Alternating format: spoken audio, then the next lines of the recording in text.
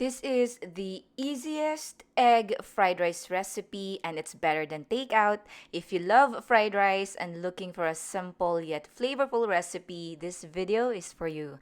Hi everyone, my name is Rhea. I hope you're all doing well. In today's video, I'm going to show you a simple yet tasty fried rice recipe. For the list of ingredients, kindly check the description box below this video. So, let's get started. So first off, we're gonna get a bowl. We're going to crack 5 to 6 eggs.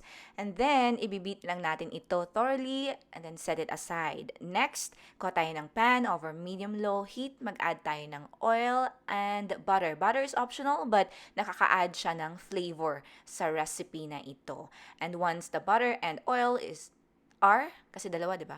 Nice and hot, i-add na natin yung nabit na itlog. Immediately, kailangan natin itong haluin. Ang goal natin dito ay medyo wet pa yung itlog. So, para siyang like, French na scrambled eggs. Okay?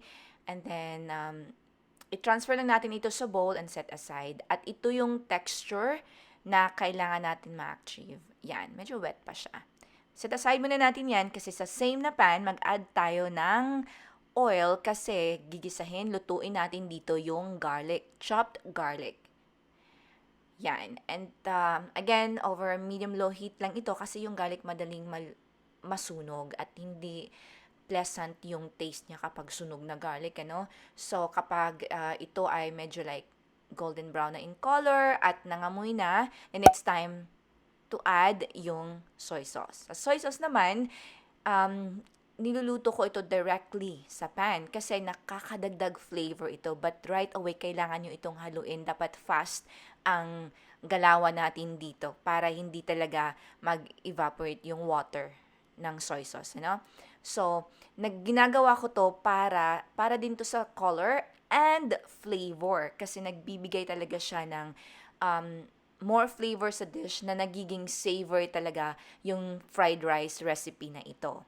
Sa exact measurements naman na ginamit ko dito, nasa description box yan. So, pakicheck na lang. Then, sa rice, gumamit ako dito ng basmati rice or yung long grain na rice. Okay? Niluto ko lang yung rice mga an hour before. Pero kung meron kayong day-old rice, then pwede nyo lutuin. Gamitin yon. So, add natin dito yung itlog and grated na carrots. So, pero bago tayo mag-add ng additional na like vegetables like carrots, kailangan muna natin i-coat evenly yung rice sa itlog. Okay? And then, sa fried rice naman, kahit anong vegetables na gusto nyo, pwede naman. Kahit anong protein, pwede din.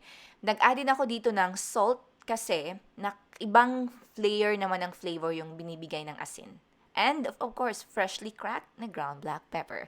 Sa cooking, it's always about your taste. So, before serving, taste it first and then adjust accordingly. So, ang isang goal pa natin dito, marami tayong goal.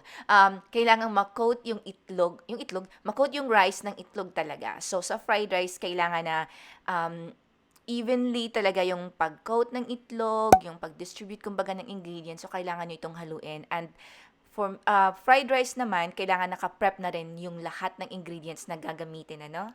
Alright guys, that's all for today's video. Sana itry nyo ito kasi it's really tasty. That's all for today's video. Thank you for watching. Take care.